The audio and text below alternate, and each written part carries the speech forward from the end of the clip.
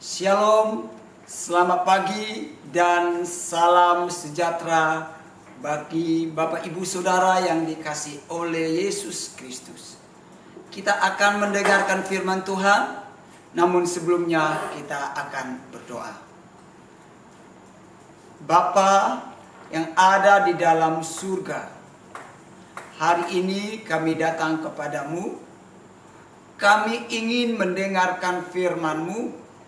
Dan kami mohon tuntunan Tuhan bagi kami. Berikan kami kemampuan untuk mengerti firman-Mu yang akan kami baca dan yang akan hamba jelaskan.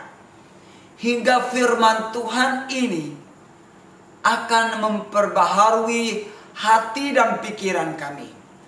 Dan kami diberi kemampuan oleh Roh Kudus hidup di dalamnya. Urapi hamba-Mu dan berkati kami semua.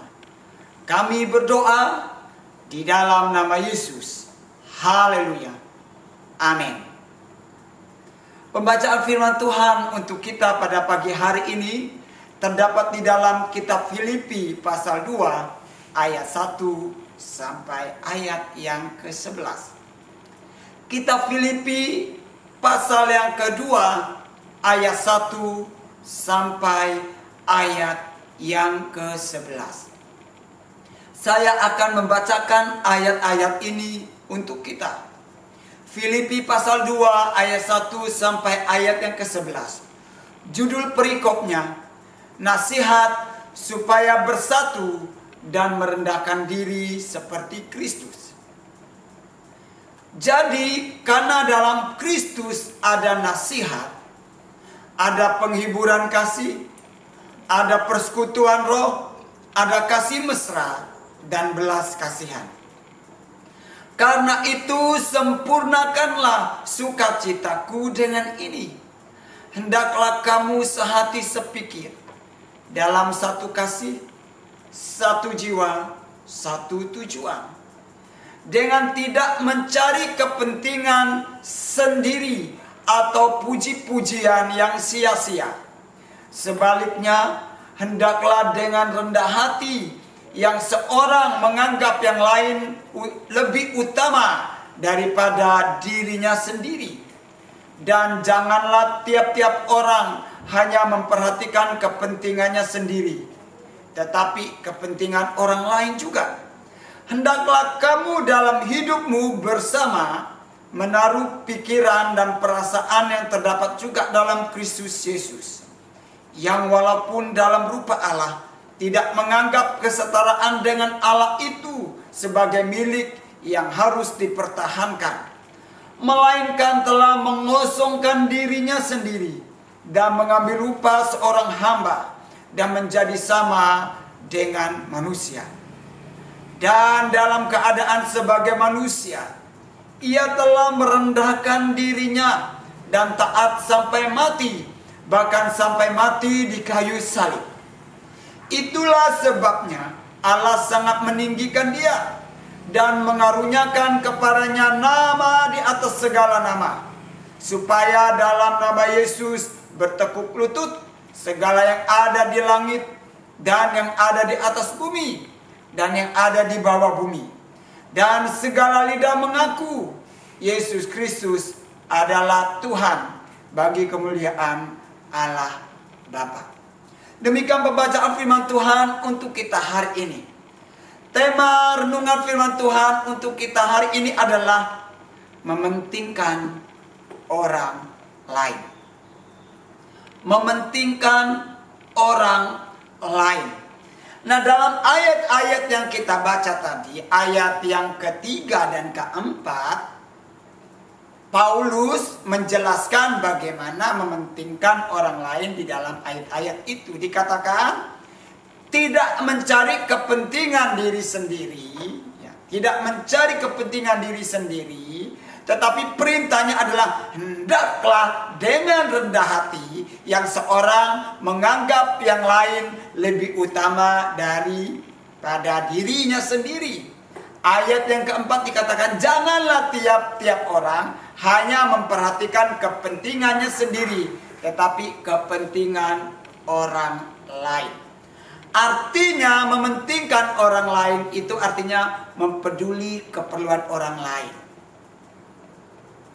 Mau memperhatikan orang lain atau juga menganggap kemampuan orang lain, mengakui kelebihan orang lain, dan juga kita juga perlu mempunyai perhatian khusus kepada mereka.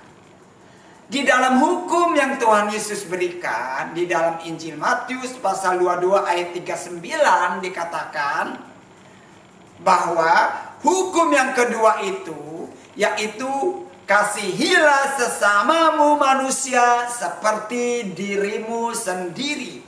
Jadi pesan yang disampaikan oleh Paulus di sini, bagaimana kita mementingkan orang lain itu adalah merupakan implementasi dari hukum itu, yaitu mengasihi sesamamu manusia seperti dirimu sendiri. Ini yang artinya mementingkan orang lain.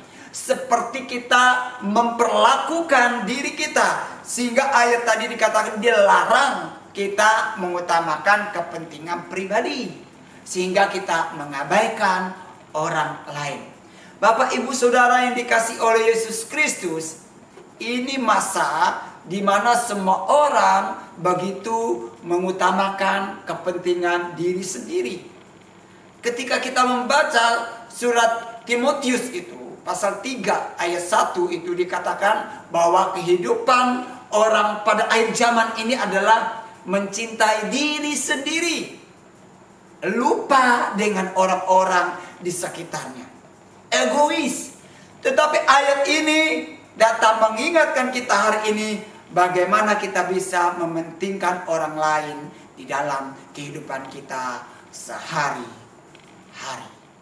Pertanyaannya bagi kita pada pagi hari ini adalah bagaimana caranya supaya kita dapat atau supaya kita mampu mementingkan orang lain atau mengutamakan orang lain dalam kehidupan kita.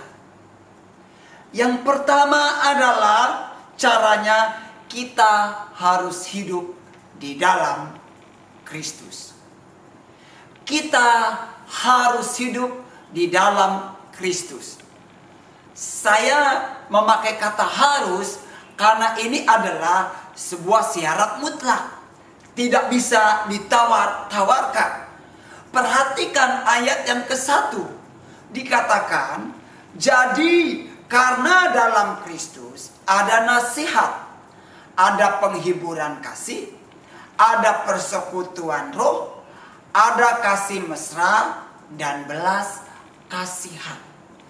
Jadi, hadirnya Kristus di dalam kehidupan kita disebut menjadi sarana yang bisa memampukan kita mementingkan orang lain,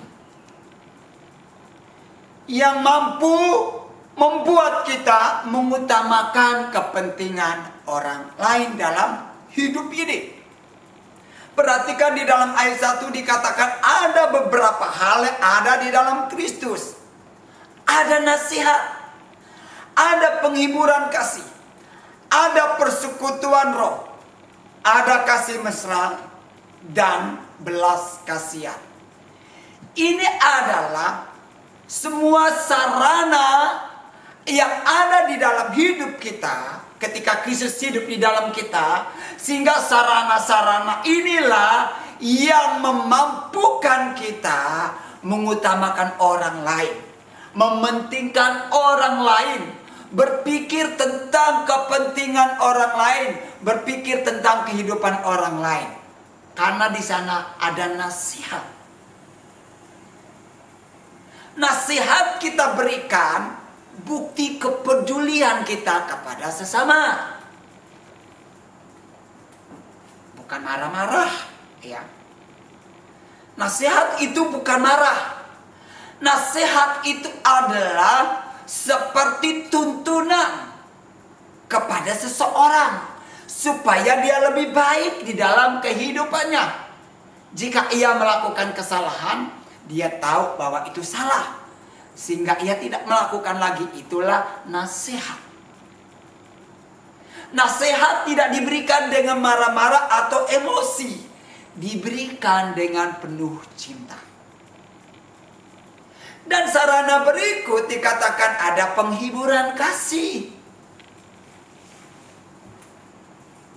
Ini pelayanan yang diberikan kepada orang-orang yang ada di sekitar kita. Penghiburan kasih.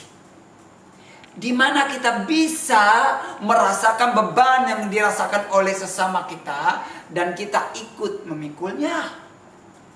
Sehingga kita mendorong mereka untuk menjadi lebih kuat. Melewati masa-masa sukar di dalam hidup mereka. Dan yang paling indah di sana dikatakan juga ada persekutuan roh. Kita punya roh yang sama, yaitu Roh Kudus yang tinggal di dalam hidup kita. Dengan demikian kita tahu bahwa kita ini adalah tubuh Kristus, di mana kita saling mengasihi, saling menopang, saling menguatkan satu dengan yang lain. Ada kasih mesra dan belas kasihan. Ini luar biasa Bapak Ibu Saudara, dipakai kata kasih dan mesra. Ya, mesra itu biasanya diungkapkan untuk mereka yang punya hubungan spesial antara suami istri, kadang-kadang dengan orang yang berpacaran. Oh, mesra betul mereka dalam rumah tangga. Ini menunjukkan kehidupan yang indah, ditambah kasih dan mesra. Di situ ada keindahan, ada sukacita. Dan belas kasihan ini ada menunjukkan rasa iba di dalam diri kita kepada orang yang ada di sekitar kita.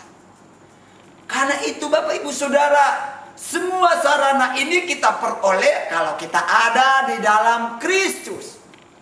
Jika Anda belum ada di dalam Kristus, maka Anda tidak punya potensi untuk itu. Maka kita tidak akan bisa peduli dengan kehidupan orang lain. Maka kita tidak akan pernah tahu perasaan yang dirasakan oleh orang lain. Oleh karena kita belum ada di dalam Kristus. Kasih yang ada di dalam Kristus itulah yang membuat kepekaan rohani kita ini dengan orang-orang di sekitar kita. Jadi rahasia yang pertama, jika kita ingin menjadi seorang pribadi yang mampu mempedulikan atau mementingkan orang lain adalah harus hidup di dalam Kristus.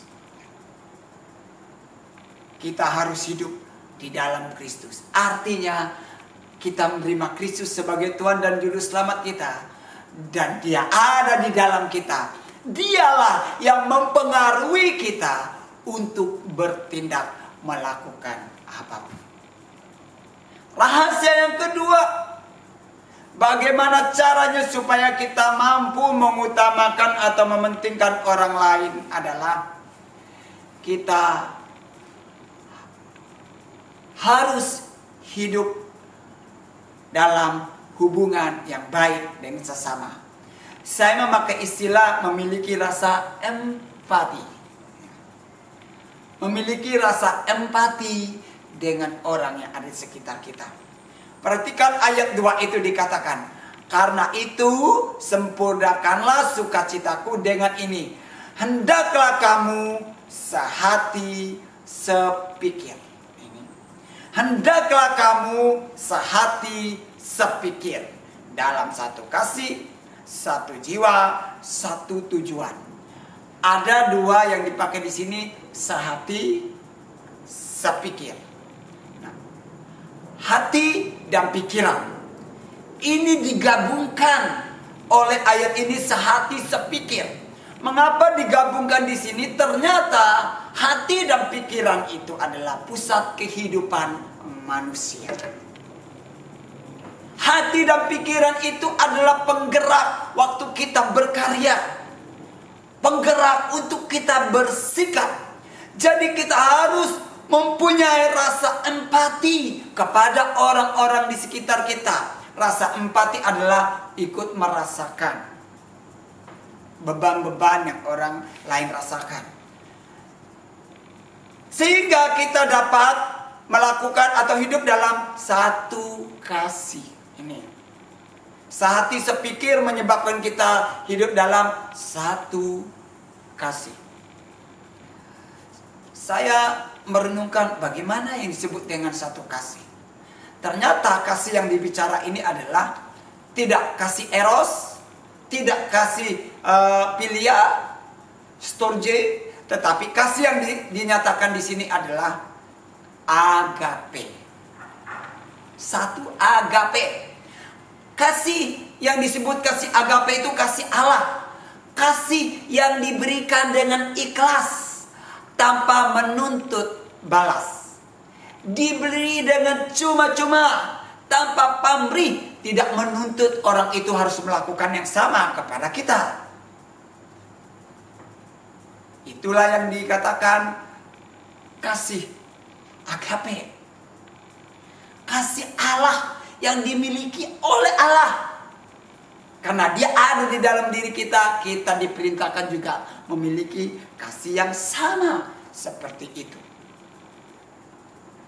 Saudaraku yang saya kasih di dalam Yesus Kristus, mungkin juga kita semua punya pengalaman bagaimana kita mempedulikan diri kita sendiri.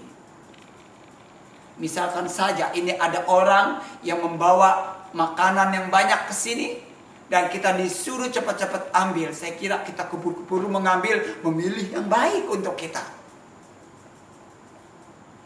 Dan kita tidak sadar bahwa orang lain juga tidak suka yang tidak baik. Ini yang harus menjadi pemikiran bagi kita. Butuh kepekaan hidup dalam satu kasih, yaitu kasih Allah. Yang kedua dikatakan rasa empati itu dikatakan harus satu jiwa. Satu jiwa seperasaan, ya. Sepikiran. Ini bicara tentang kesatuan, menyatu dengan orang lain. Caranya adalah bukan orang lain yang belajar menyesuaikan diri dengan kita, tetapi kita yang menyesuaikan diri. Itulah orang empati. Sehati sepikir. Dia yang berjuang bagaimana ia bisa menyesuaikan diri dengan orang-orang di sekitarnya. Dia tanpa menuntut orang lain berubah, tetapi ia berubah supaya dia bisa berdampak. Satu jiwa, seperasaan, seperjuangan. Ini yang dikatakan di sini. Satu tujuan. Memang ini butuh musyawarah kalau di sini.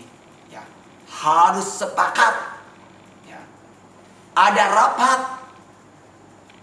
Disatulah pikiran-pikiran itu sehingga menetapkan satu tujuan yang sama. Tidak berpikir untuk kepentingan diri sendiri, berpikir untuk kepentingan bersama. Itulah satu tujuan. Jika kita ingin menjadi seorang yang bisa mementingkan orang lain, kita harus sehati, sepikir. Kita harus punya rasa empati yang mendalam kepada orang lain. Maka kita bisa melakukan satu kasih, satu jiwa, dan satu tujuan. Bagaimana caranya supaya kita bisa hidup mengutamakan atau mementingkan orang lain? Yang pertama adalah harus hidup di dalam Kristus. Yang kedua harus hidup dalam rasa empati kepada sesama. Yang ketiga adalah harus hidup seperti Kristus. Harus hidup seperti Kristus. Perhatikan dalam ayat yang kelima sampai ayat yang ke-11 itu begitu indah. Penulis kitab Filipi ini menjelaskan bagaimana kehidupan Yesus Kristus. Tindakan-tindakan yang dilakukan oleh Yesus. Saya baca dari ayat yang ke-5. Hendaklah kamu dalam hidupmu bersama menaruh pikiran dan perasaan yang terdapat juga dalam Kristus. Yang walaupun dalam rupa Allah tidak menganggap kesetaraannya dengan Allah itu sebagai milik yang harus dipertahankan, melainkan telah mengosongkan dirinya dan mengambil rupa seorang hamba dan menjadi sama dengan manusia. Dan dalam keadaan sebagai manusia, ia telah merendahkan dirinya dan taat sampai mati, bahkan sampai mati di kayu salib. Saudaraku yang saya kasih di dalam Yesus Kristus, perintah kepada kita di sini adalah kita menaruh pikiran dan perasaan yang terdapat dalam Kristus Yesus. Kita diperintahkan untuk hidup seperti Kristus. Kita diperintahkan berpikir seperti Kristus berpikir. Kita diperintahkan untuk berperasaan seperti perasaan Kristus. Artinya kita hidup seperti Kristus. Saudaraku yang saya kasih di dalam Yesus, bagaimana pikiran dan perasaan Kristus dan cara hidup Kristus di sini dikatakan dia tidak mempertahankan miliknya yang sangat berharga, yaitu kesetaraannya dengan Allah. Dia adalah Allah, tetapi ia telah mengosongkan dirinya. Dia mengambil rupa seorang hamba. Dia menjadi sama seperti manusia. Bahkan dikatakan dia taat sampai dia mati di kayu salib untuk menebus dosa-dosa kita. Dari ayat-ayat ini memberi 4 hal bagi kita, yaitu bahwa Kristus memiliki kerendahan hati. Kita diajar memiliki sikap rendah hati. Maka itulah yang memampukan kita untuk memikirkan kepentingan orang lain. Kita harus rela berkorban. Kita harus memiliki kepatuhan atau ketaatan, kesetiaan seperti yang dilakukan oleh Yesus. Dan pada akhirnya hidup kita harus memuliakan Tuhan. Bapak Ibu Saudaraku yang saya kasih di dalam Yesus Kristus, di sini kita tidak dituntut seperti Kristus rela mati di kayu salib. Setidak-tidaknya kita bisa rela mengorbankan pikiran dan perasaan. Terkadang kita ini begitu mementingkan perasaan kita. Kita tersinggung, kita tidak dapat menahan diri, sehingga kita memarahi orang, membentak orang dengan alasan hal-hal yang tidak penting.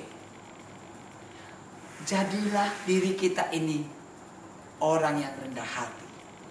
Jika Anda ditegur, katakan terima kasih.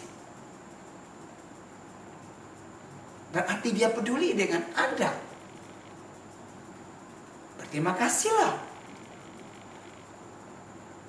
Biarlah perjalanan hidup kita ini, endingnya adalah Tuhan dimuliakan. Perhatikan ayat yang ke-11. Dan segala lidah mengaku Yesus Kristus adalah Tuhan, bagi kemuliaan Allah Bapa. Ketaatannya mati di kayu salib, akhirnya ditinggikan, dan dia disembah oleh segala suku bangsa di dunia ini, dan Tuhan dimuliakan. Itulah tujuan akhir yang ingin kita gapai di dalam hidup ini, bahwa Kristus dimuliakan dalam hidup kita. Mari hiduplah seperti Kristus. Bapak Ibu Saudaraku yang saya kasih di dalam Yesus Kristus, marilah kita bangkit menjadi orang-orang Kristen yang kuat, orang-orang Kristen yang hebat, orang-orang Kristen yang penuh kasih, yang peduli dengan sesama kita, yang ikut merasakan beban-beban yang dirasakan oleh orang di sekitar kita. Marilah kita membuka mata kita membuka hati kita, mengulurkan tangan kita untuk peduli kepada orang di sekitar kita. 3 hal yang harus kita lakukan supaya kita bisa hidup mementingkan orang atau mengutamakan orang lain. Yang pertama adalah harus hidup dalam Kristus. Yang kedua adalah harus hidup dalam rasa empati atau ikut merasakan beban orang lain. Yang ketiga, harus hidup seperti Kristus. Mari kita berdoa. Tuhan, berilah kemampuan bagi kami hidup seperti yang Kau inginkan di tengah-tengah zaman di mana di setiap segi kehidupan manusia sedang mengalami kemerosotan oleh karena pandemi yang melanda dunia ini, sehingga semua orang merasa kesulitan. Hal itulah yang menyebabkan semua orang lebih fokus kepada diri sendiri, sehingga mulai mengabaikan orang-orang di sekitar mereka. Karena kami adalah milik-Mu, karena kami adalah anak-anak-Mu, beri kemampuan kami untuk tetap tegak berdiri seperti Engkau, yaitu kami hidup mementingkan orang lain, hidup peduli dengan orang lain, hidup menghargai orang lain, hidup membantu orang lain, hidup membangun orang lain, dan hidup memberkati orang lain, sehingga pada akhirnya kami pulang ke rumah yang kekal itu dan Engkau dimuliakan dalam hidup kami. Berkati kami semua dan teguhkan kami dengan firman. Di dalam nama Yesus kami berdoa. Haleluya. Amin. Demikian firman Tuhan untuk kita hari ini. Shalom. Tuhan Yesus memberkati.